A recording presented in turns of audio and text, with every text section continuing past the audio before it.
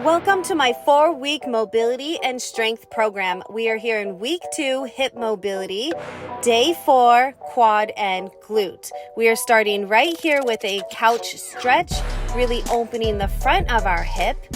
Get your knee as close as you can to the wall, and you're thinking about as you lean back, you're squeezing your glute forward. We are going 1 round, 15 reps with 1 to 3 second hold on that squeeze.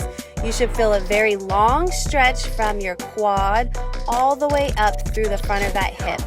If you're finding trouble to get that close to the wall, pull your knee a few inches out, and you can also lean forward if that stretch is still too tight in your hip.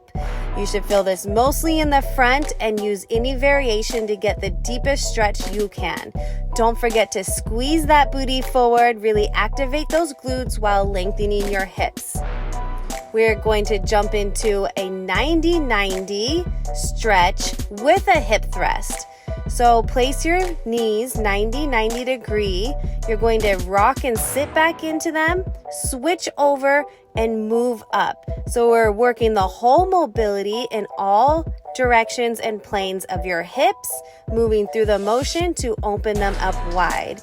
As you come up, squeeze that booty into that front hip, and as you go down, slowly descend into your glute and squeeze up on that other side.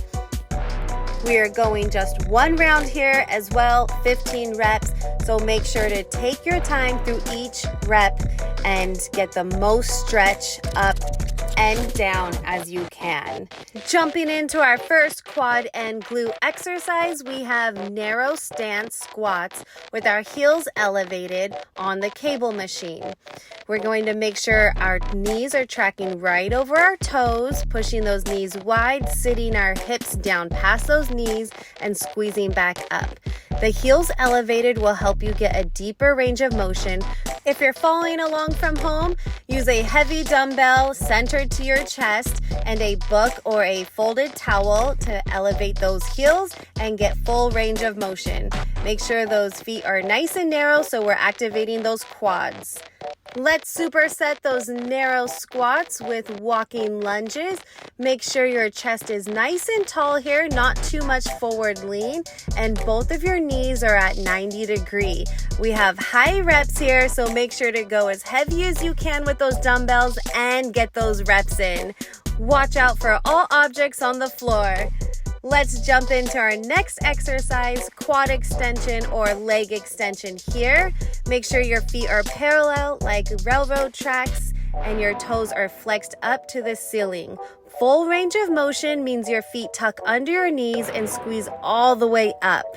Control on the way down, but as hard as you can push those quads up to the top. We're going to superset that with a single leg box squat. We are going to use a variation of heights to have your best control. This is the highest height I am doing here. You want to make sure your knee is driving out over your middle toes and sitting all the way down. If you feel like that height is too challenging for you, go ahead and go to something shorter. You want to keep all the weight on the top leg. So you shouldn't put any leg on the foot that taps the floor. That's all it's doing.